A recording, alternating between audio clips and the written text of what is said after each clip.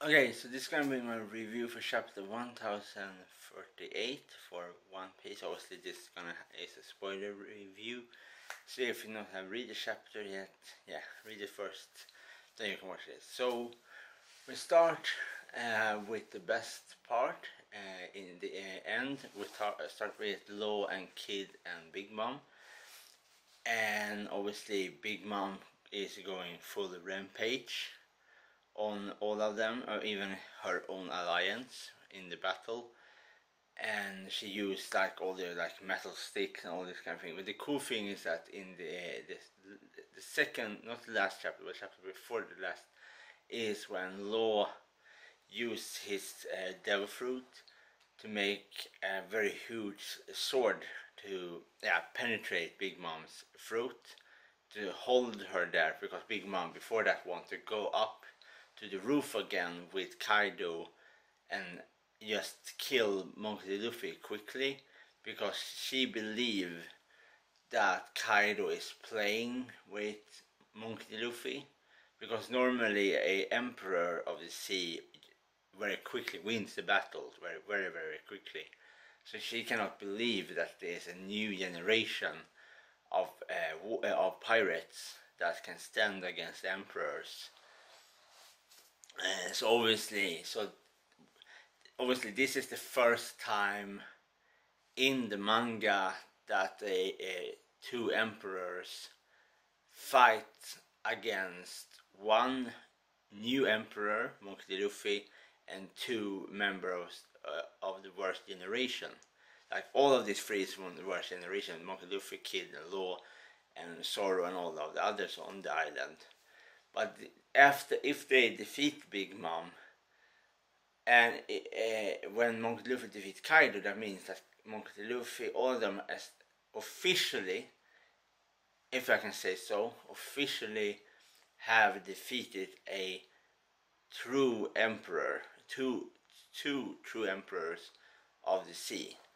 So there's a really, you really see in that part of that fight really how strong Charlotte Lin is in comparison. Like you really see how much the two Law and Kid are not weak. They are absolutely not weak character. They're extremely strong. They're extremely good devil fruit. But you can see the differences with Big Mom's ability to control her devil fruit and her strength in comparison to these two, to Law and Kid's abilities. And this is what I mean with the Emperor. I mean, obviously like this instead. That is the differences with characters that have been very long in the business of being one of the top characters in One Piece, like Kaido and Big Mom. And then obviously in the chapter we see Zoro lying on the floor after he have defeated King the Wildfire, and he see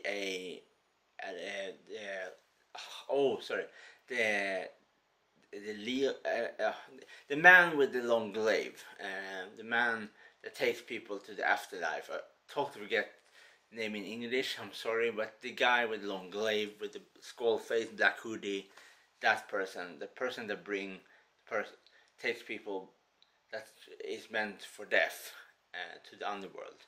But the interesting with this depiction of that person is that it's very Europeanized depiction. It's not Japanese at all, but they are in Wano. Obviously, they have lots of things that do not belong to Japanese culture in Wano. For example, the two South American hybrids.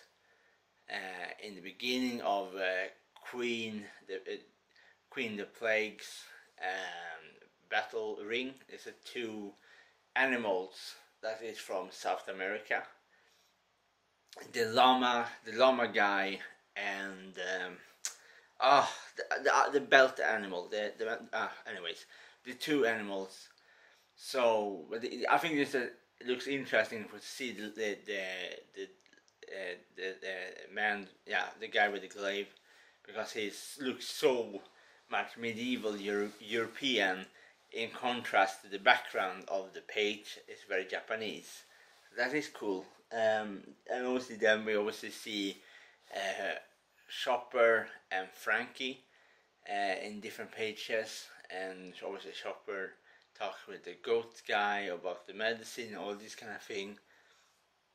Yeah, I think the chapter is okay. I think I more prefer this chapter over the chapter before.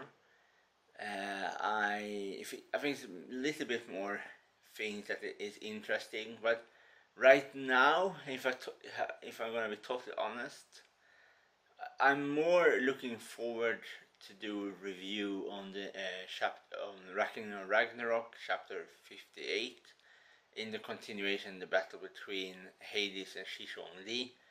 Than this one. I am more. Obviously, I have read One Piece much longer than Ragnarok, obviously, because One Piece have existed much longer. But I think maybe One Piece will be more interesting in the future for me. I only talk for myself right now. Than it's right now. I think we have been so long on Wano, and that is the reason why I'm a bit tired of it. I really want to see something else, and I feel that we always are still in the same bubble, a big, very big bubble. But it's the same. This is still a bubble, and we only see the same color over and over again. And even if the bubble is very huge and wide, I really want to see. I really want to. In some way, they defeat Kaido and they defeat Big Mom, and they continuation on to the next part of the story, because I don't want to be in. I don't. For me, I really don't hope. I really hope they don't gonna be in one for 5 more chapters. I think this really be drag out this kind of thing with Big Mom and Kaido have been so long.